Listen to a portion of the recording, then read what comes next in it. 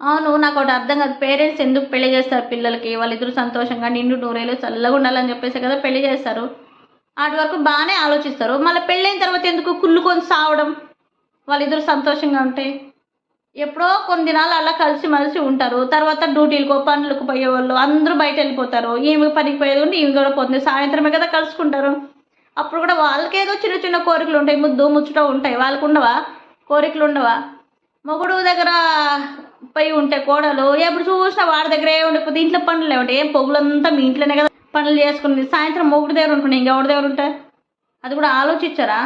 లేకపోతే పెండ్లాం దగ్గర కొడుకు వచ్చాడనుకోండి, ఎప్పుడు దాని కొంగుని పట్టుకునే తిరగకపోతే ఇంకేం పని లేదరా నీకా అనేసే మాటలు కూడా చాలా మందిని చూశాను ఇలాంటి వాళ్ళని. అసలు వాళ్ళకి పెళ్లి చేసినారు వాళ్ళిద్దరూ కలిసిమెలిసి ఉండకుండా ఇంక వేరే వాళ్ళతో ఉంటారా ఎవరైనా? కొంచెం ఆలోచించరా? వాళ్ళ మొగుడు రాగానే ఆమెపై లేసి నీలో నిప్పులో లేకపోతే ఇంటికి